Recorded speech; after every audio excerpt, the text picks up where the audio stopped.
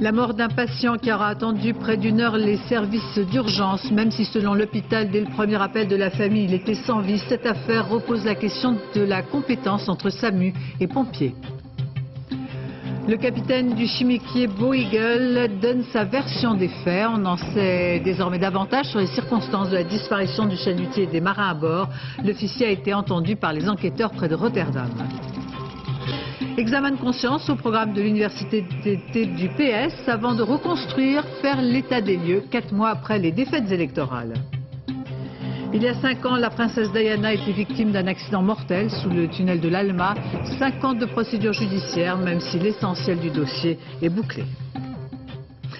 Madame, Monsieur, bonsoir. Une enquête administrative a donc été ouverte après la mort d'un homme victime d'une crise cardiaque. Sa famille aura dû attendre près d'une heure l'arrivée des services d'urgence. Selon l'hôpital et le SAMU, le malade était décédé dès le premier appel. Reste que l'intervention des secours a été d'une longueur inhabituelle. Le point avec Julie Benzoni et Mathias Barrois. La nuit de mercredi à jeudi fut extrêmement longue pour une famille de ce petit village du Cher. Le père fait un malaise cardiaque. Le fils prend son téléphone pour demander de l'aide. On fait le 15 et c'est au 15 de diligenter les secours. Ce qui a donc été fait à 3 h du matin, réitéré à 3 h 15, réitéré encore à 3 h 30. Ne voyant aucune équipe de secours arriver, la famille compose encore une fois le 15 et le 18.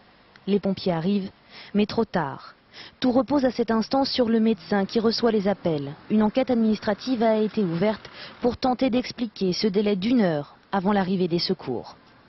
Il y a un principe qui veut que tous les appels aboutissent au médecin régulateur du SAMU. Il faut que ce soit un professionnel qui prenne les premiers appels, qui, en discutant avec les personnes, essaye d'évaluer la gravité de la nature de l'appel et détermine qui de l'un ou de l'autre devra intervenir. Cet après-midi, le SAMU s'est expliqué. Après entretien téléphonique avec le fils de la famille, le médecin a conclu que le patient était déjà décédé. On arrive à avoir des réponses qui sont fiables et qui sont efficaces. Et là, en l'occurrence, je pense que c'était le cas. Le fils du monsieur était très calme initialement et a bien expliqué tout ça au téléphone. Quel que soit l'état de santé de la victime, famille et SAMU sont d'accord. 1 heure d'attente, c'est trop. Le plan d'urgence du département prévoit 20 minutes pour une arrivée sur les lieux. Il n'a pas fonctionné.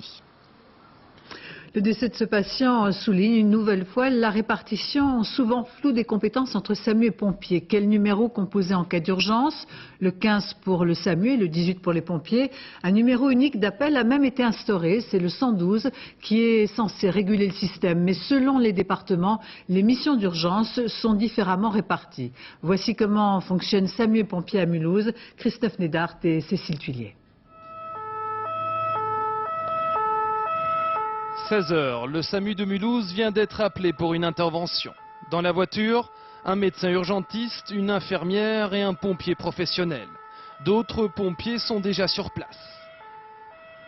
Il s'agit d'un malaise sans gravité. Sur le terrain, le pompier professionnel participe aux premiers secours, mais il s'occupe aussi de la coordination entre les différentes unités de soins. Ils ont relais donc entre le SAMU et les pompiers. On prépare le matériel, je leur demande d'emmener telle et telle chose de l'ambulance pour que tout se passe très bien lors de l'intervention. En France, chaque unité de secours dispose de son propre numéro. Le 15 pour le SAMU, le 18 pour les pompiers et le 112, un service d'urgence gratuit. Dans le Haut-Rhin, le 112 aboutit directement au centre de régulation du SAMU. Donc les pompiers sont déjà en route, mais je vais vous passer le médecin en ligne. Pompiers et SAMU ont chacun leur domaine d'intervention. Mais dans l'urgence, il n'y a plus de frontières. À Mulhouse, la collaboration est fréquente. Le SAMU se déplace essentiellement dans les domiciles et les pompiers font la voie publique. Mais il arrive très souvent que l'on soit sollicité par les pompiers en renfort ou alors dès le départ et vice-versa. C'est une circulaire de 1992 qui réglemente l'organisation des soins de secours en France. Un texte qui rend obligatoire la collaboration entre le SAMU et les pompiers. À Mulhouse, les résultats sont satisfaisants.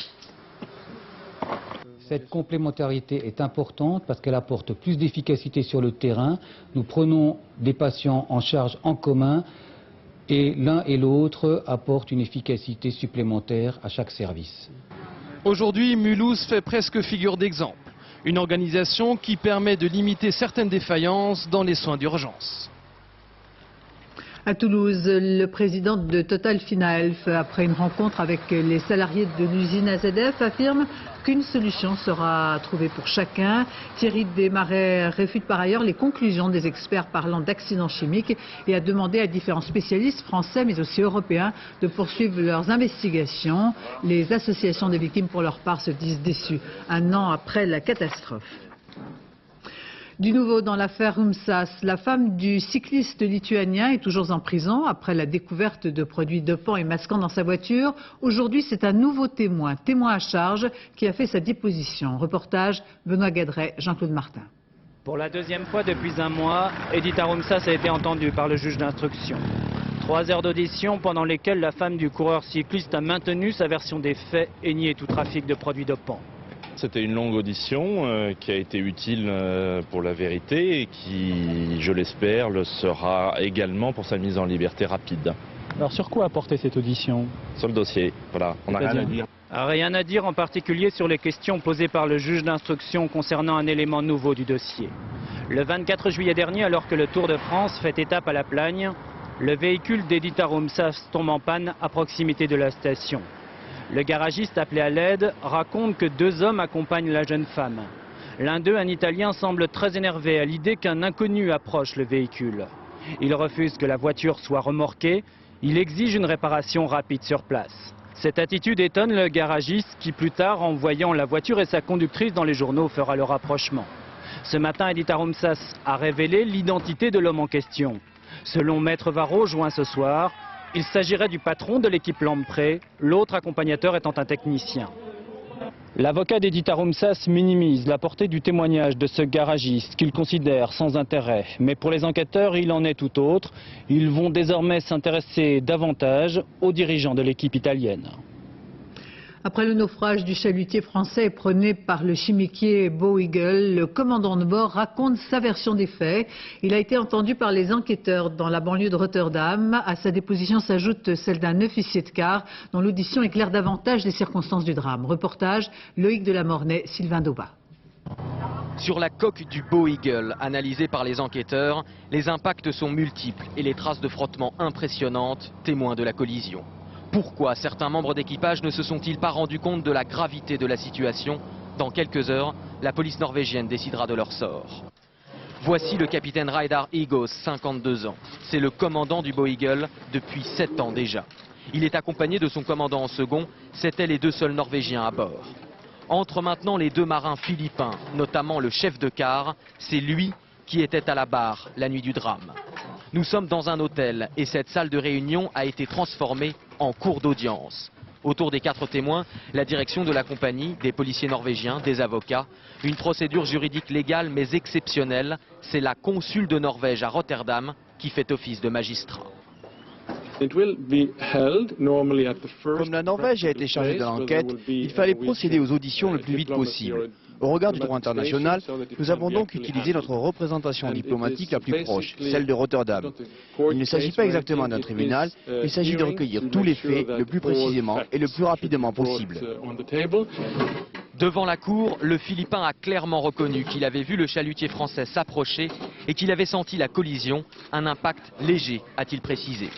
Cet après-midi, dans sa confession, le chef de quart philippin se rappelait si bien des circonstances de l'accident qu'il a même gravé dans sa mémoire l'heure du choc, 1h56 du matin.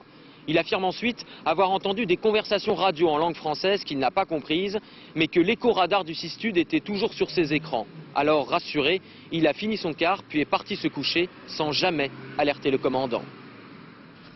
En Grande-Bretagne, à une semaine des funérailles de Holly et de Jessica, plusieurs milliers de personnes participent en cette fin de soirée à un hommage officiel dans la cathédrale d'Ely qui accueille les proches, les amis, mais aussi les policiers qui ont participé à l'enquête. Correspondance Laurent Boussier, Dominique Marotel. Leur souvenir restera à jamais en nous. Celui de Jessica, de son enthousiasme pour tout ce qu'elle entreprenait. Elle voulait être partout, elle voulait tout faire.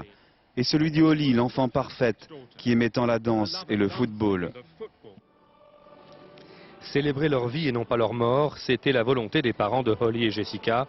C'était tout le symbole de cette cérémonie religieuse dans la cathédrale de Ely.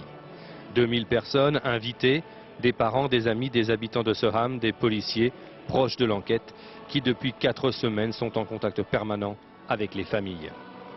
Des chants, des poèmes, dont un écrit et lu par le propre père de Holly. Recueillement, émotion pour une cérémonie qui devait être une étape importante dans le travail de deuil qui commence. Parce qu'ici, c'est toute l'Angleterre qui a été choquée par ces enlèvements et ces horribles assassinats.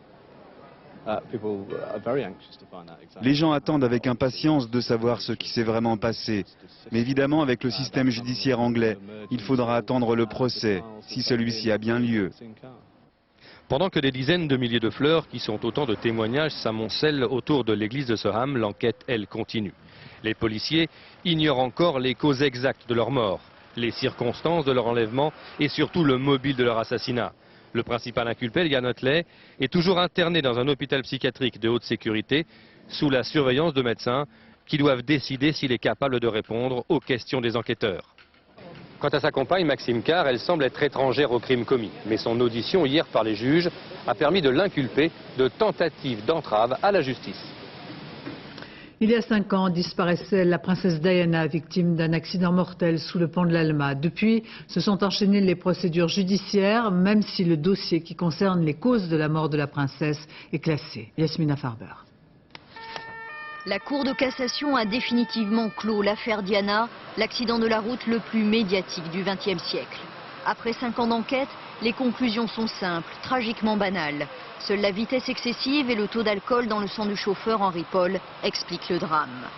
Une version contestée par Jean et Gisèle Paul. Ils viennent de porter plainte pour fausse expertise. Selon eux, le sang analysé n'est pas celui de leur fils. Ils réclament un test ADN. Mohamed Al-Fayed, le père de Dodi, défend lui aussi cette thèse. Monsieur Al-Fayed est convaincu que l'échantillon de sang a été échangé à la morgue, ce qui fait partie du complot pour délibérément égarer les autorités. Depuis 5 ans, Jean-Marc Coblence a cerné la détermination de Mohamed Al-Fayed, son acharnement pour continuer les procédures. Du début jusqu'à la fin, on a été sous le contrôle des médias. Imaginez qu'on ait pu échanger le sang, relève d'X-Files ou d'une série américaine. En France, le dossier est clos, pas en Grande-Bretagne, car les Britanniques mènent toujours leur propre enquête quand un de leurs sujets meurt dans un accident à l'étranger. Un officier de la Maison Royale est chargé de cette mission. Curieusement, il n'a toujours pas commencé ses investigations. La mort de la princesse Diana n'a pas fini d'alimenter tous les fantasmes. Les mauvais chiffres du chômage, une augmentation de 0,5% en juillet, soit 11 800 personnes de plus au total. Le nombre de demandeurs d'emploi s'élève à 2 273 900. C'est essentiellement le chômage des jeunes qui repart à la hausse. Pas de pause non plus pour le chômage de longue durée. La rentrée qui s'accompagne de licenciements, comme aujourd'hui à Whirlpool, dans l'usine d'Amiens, où la direction a décidé un plan social supprimant 340 emplois, soit un peu moins de la moitié des salariés.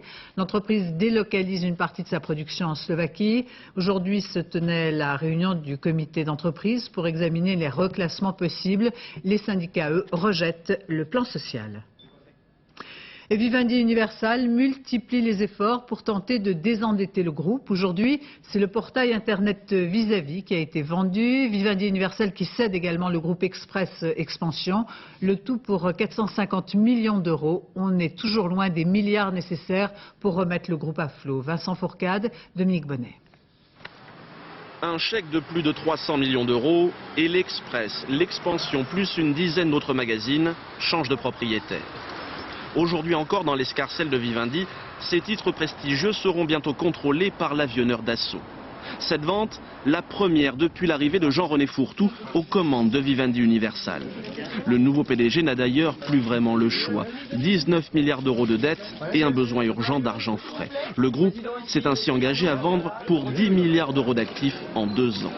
Longtemps évoquées par Jean-Marie Messier, ces ventes sont aujourd'hui devenues réalité. Un gage de bonne conduite indispensable pour retrouver la confiance de la bourse. Aujourd'hui, et particulièrement pour Vivendi Universal, les marchés ne veulent plus signer des chèques en blanc et attendent la concrétisation des actions, que l'argent de la vente soit vraiment dans les comptes pour réagir comme il le fait aujourd'hui, puisqu'on a vu que le titre monte beaucoup plus que le marché. Le titre gagnait ce soir 5%. Une hausse également provoquée par une autre vente très symbolique, le portail internet Vis-à-Vis, l'un des fers de lance de l'époque Messier. Bradé 150 millions d'euros, il aura coûté 6 fois plus au groupe ces 2 dernières années. Vivendi, en mettant un terme à ce ruineux investissement, scelle donc définitivement l'échec des coûteuses ambitions de Jean-Marie Messier. Les sociétés publiques d'autoroutes pourraient être privatisées. La direction du Trésor vient de lancer un appel d'offres auprès des banques, apprend-on ce soir du ministère de l'économie. Tirer les leçons des défaites du Parti socialiste aux élections, c'est bien l'enjeu de cette université d'été qui démarre aujourd'hui à La Rochelle. S'y retrouvent pour la première fois depuis le départ de Lionel Jospin les ténors du parti et les militants prêts à faire leur examen de conscience sans règlement de compte, dit-on. Mais le droit d'inventaire, réquisitoire de Marie-Noëlle Lienemann, agite encore bien les esprits. Reportage Jeff Wittenberg, Éric Delagneau. Jusqu'à présent, l'arrivée de Marie-Noëlle Lienemann dans une réunion socialiste passait relativement inaperçue. Cette année, bien sûr, c'est différent. À l'écrit, l'ancienne ministre a fait sensation dans un livre sévère pour Lionel Jospin. À l'oral, elle tente de corriger le tir. Vous n'avez pas l'impression quand même que vous avez été un peu dur? Monsieur, je ne reparlerai plus des trains, je veux parler du fond. Le fond, c'est les ouvriers de notre pays qui votent plus à gauche. Il n'empêche, beaucoup de militants n'ont retenu que la charge contre leur leader. Et ils le lui font bruyamment savoir lorsque Marie-Noëlle Lienemann monte à la tribune. Les anciens lieutenants de Lionel Jospin ne sont pas plus indulgents. L'histoire ne sera pas tendre pour ceux qui, après avoir construit pendant 5 ans ce que nous avons fait et dont nous avons toutes les raisons d'avoir été fiers, pour ceux qui tout à coup l'abandonneraient en rase campagne. Pour moi, la loyauté et la fidélité sont des qualités essentielles en politique. Pas question donc de faire le procès de l'homme Jospin. Les années Jospin, en revanche, la politique de la gauche au pouvoir sont en débat chez les socialistes. Le thème de la sécurité sous-estimée, les petits salariés pas assez défendus, l'heure est bien à une certaine forme d'autocritique. Notre tâche, c'est de bien comprendre comment servir notre idéal et les Français.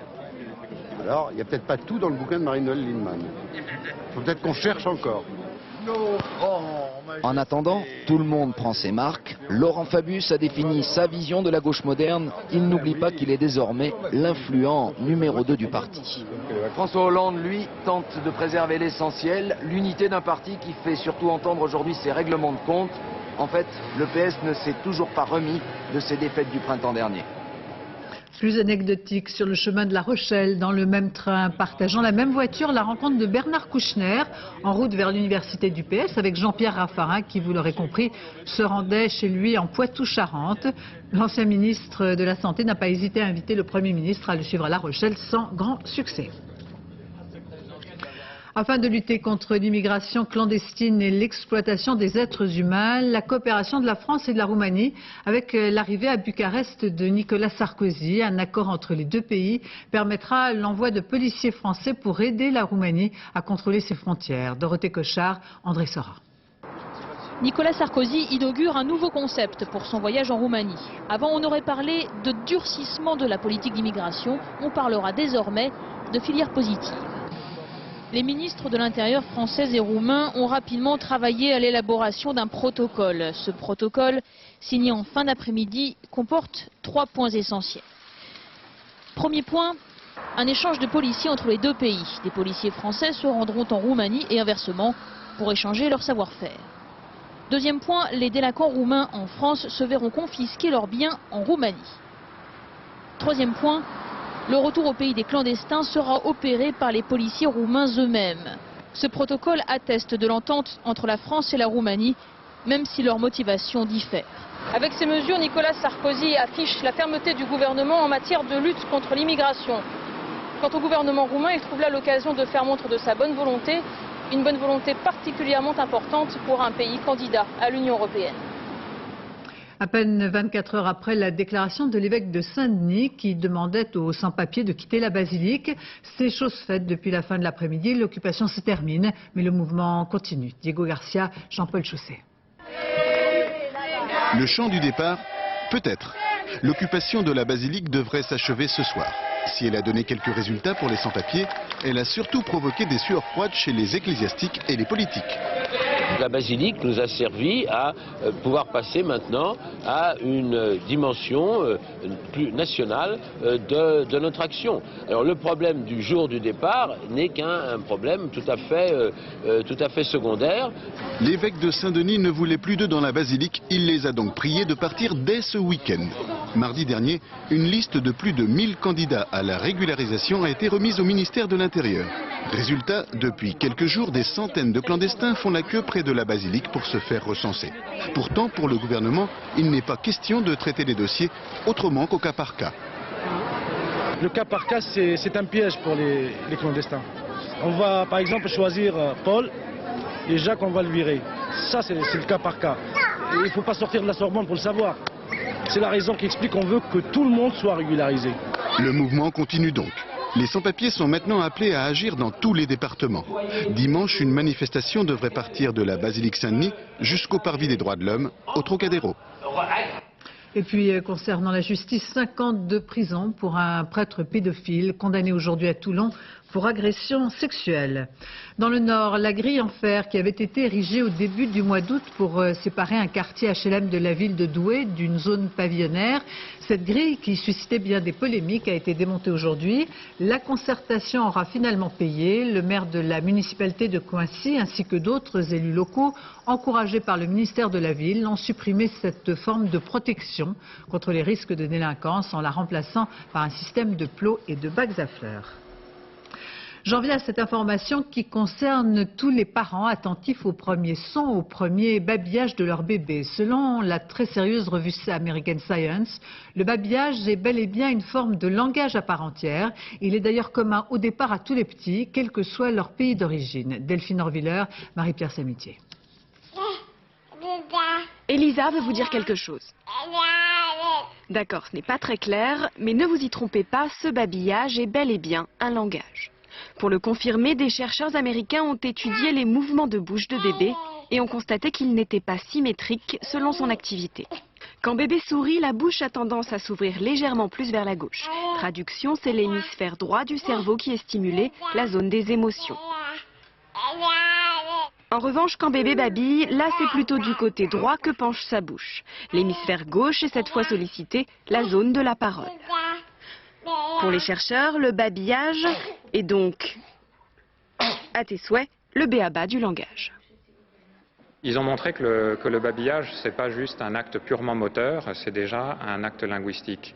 Donc c'est la différence entre faire qui veut rien dire et faire ba ba ba ba ba ou ma ma ma ma ma comme font les bébés dans le babillage, qui là sont des syllabes bien formées et ça c'est déjà du langage. Écoutez donc bébé babiller, c'est sa façon à lui de vous parler. Et Elisa, elle en a des choses à dire. À Carcassonne, le tribunal correctionnel de la ville vient d'autoriser dimanche prochain l'organisation d'une corrida avec mise à mort de taureaux malgré l'opposition d'associations de défense des animaux. Football avec le tirage au sort de la Coupe de l'UEFA. Voici donc les 3 adversaires que rencontreront les clubs français. Ils sont donc inscrits sur ce panneau. Zinedine Zidane élu meilleur joueur européen de la saison. C'est la première fois que Zidane reçoit cette récompense, remise hier au cours d'un dîner de gala à Monaco. Un trophée de plus pour celui qui a déjà reçu notamment le Ballon d'Or. C'est la fin de ce journal. Je vous remercie de votre attention. Dans quelques instants, nous nous rendons au stade de Louis II de Monaco pour la finale de la Supercoupe qui oppose le Real de Madrid au club hollandais de Feyenoord.